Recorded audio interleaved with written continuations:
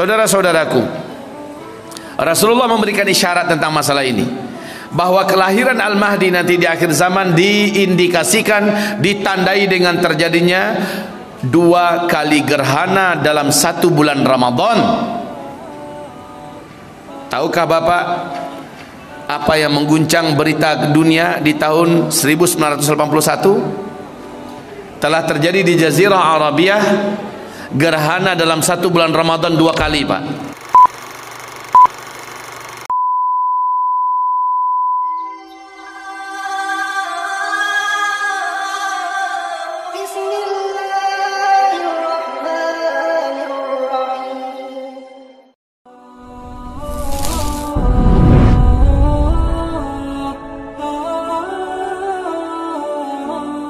Saudara-saudaraku, Rasulullah memberikan isyarat tentang masalah ini, bahwa kelahiran Al-Mahdi nanti di akhir zaman diindikasikan, ditandai dengan terjadinya 2 kali gerhana dalam 1 bulan Ramadan.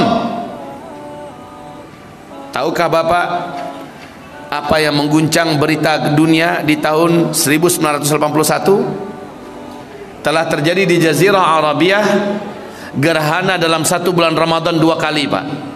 1981. Semula orang tidak begitu ngeh.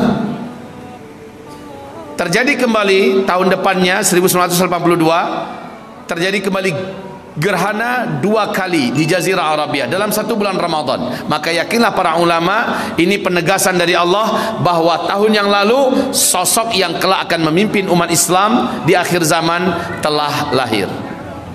1981, sekarang 2020. Sudah berapa usia beliau? Sudah berapa usia beliau? Sudah 39 tahun. Ustaz, apakah ini Ustaz yakin bahwa tahun depan Al-Mahdi akan memimpin kita?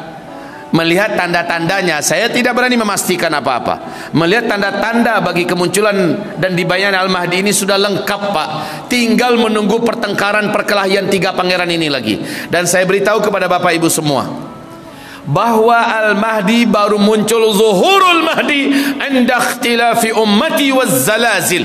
Al-Mahdi akan muncul dan dibaiat saat terjadi perselisihan hebat, perseteruan dahsyat untuk memperebutkan jabatan dan kekuasaan memimpin Mekah, Madinah, Arab Saudi sekarang oleh 3 orang pangeran. Dan 3 pangeran ini sekarang, wahai hamba Allah yang kami muliakan, yang memiliki power di Arab Saudi itu ada 3. 1, Muhammad bin Salman, dia punya militer sebagai menteri dalam negeri, dia juga memiliki wewenang dalam hal kemiliteran, dan dia adalah putra mahkota dari Raja Salman sekarang. Yang kedua adalah anak kandung Raja Abdullah sebelumnya, yaitu Mut'im bin Abdullah, dan dia juga memiliki militer, memiliki keamanan negara ada di tangannya. Intelijen keamanan resmi negara itu ada di tangannya. Ibarat Allah yang kami muliakan, ini juga sangat memiliki pengaruh. Dan antara Muhammad bin Salman dengan Mut'im bin Abdullah ada perang dingin. Yang ketiga adalah Khalid bin Talal, ini juga memiliki militer, pengaruh, kekayaan yang hampir tak terbatas. Mereka bertiga ini sedang perang dingin, Pak. Satu-satunya peluang mereka bisa berkelahi langsung adalah mereka hanya menanti Raja Salman meninggal dunia. Kalau Raja Salman sudah meninggal dunia, kita lihat ke depan. Ustaz, kalau nggak ada terjadi perkelahian bagaimana? Alhamdulillah. Kalau tak terjadi perkelahian apa-apa, tidak terjadi peperangan di antara 3 putra mahkota ini perebutan kekuasaan, bersyukurlah kita. Berarti bukan zaman kita, Ustaz. Iya. Tapi kalau terjadi, sudah fix. Dari mana letak fixnya, Ustaz? Apabila terjadi perselisihan ini sampai ke tingkat perang di antara mereka bertiga menggunakan militer yang ada, menggunakan jaringan luar negeri yang ada, maka lihat sebagai pemasti 100%-nya gempa-gempa enggak Mekah, Madinah dan Arab Saudi di tahun yang sama. Jika ya 100%, tahun itu adalah Al-Mahdi akan dibaiat oleh umat Islam yang beriman di Makkah. Itu kuncinya ya. Itu kuncinya. Sekali lagi saya menyatakan kepada Bapak Ibu, melihat tanda-tanda yang ada lengkap, Pak. Kita hanya menunggu satu saja lagi, yaitu wafatnya Raja Salman. Usia Raja Salman sekarang berapa? 83 tahun. Itu pun beliau sudah dipenuhi oleh penyakit yang berat-berat. Sudah beberapa kali Allah menggagalkan upaya-upaya pembunuhan kepada beliau.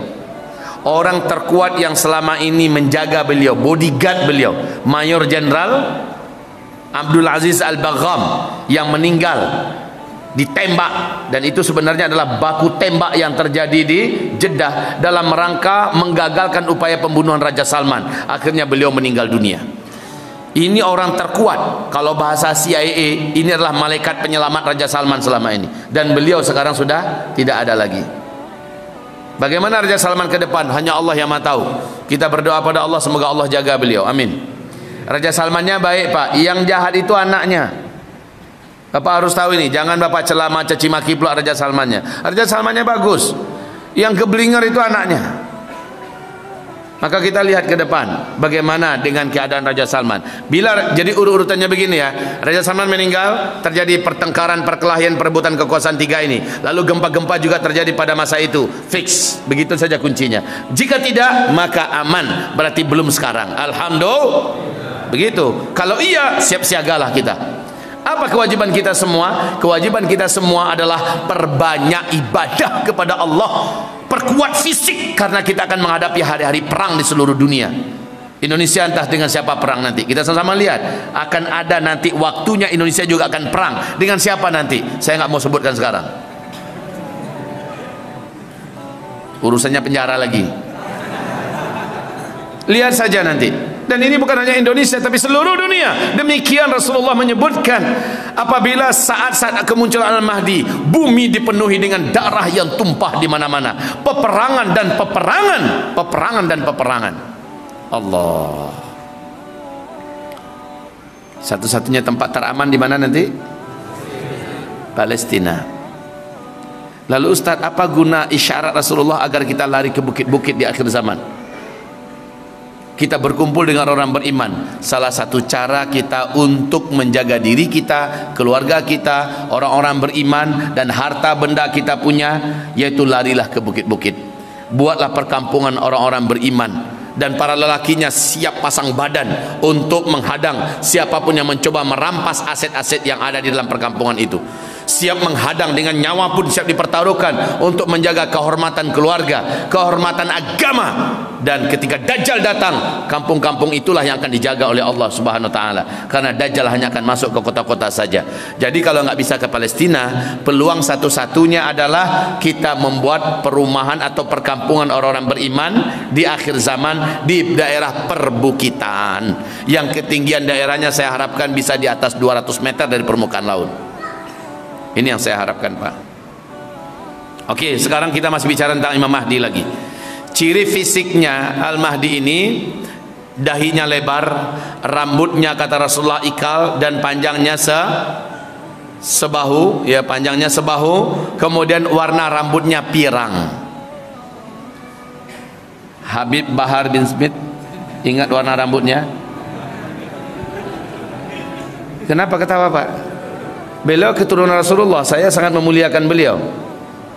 Ya, saya mencintai beliau dan saya mendoakan beliau. Muliakanlah keturunan Rasulullah. Kalau disebut nama beliau, Bapak jangan ketawa, ya, karena seperti mentertawakan keturunan Rasulullah sallallahu alaihi wasallam. Habib Bahar bin Smith adalah keturunan kandung Rasulullah sallallahu alaihi wasallam. Istighfar kita. Kemudian Al-Mahdi itu nanti rambutnya pirang, tapi jenggotnya berwarna hitam lebat Pak, sampai sedada. Fisiknya kata Rasulullah tidak terlalu tinggi dan juga dia tidak pendek.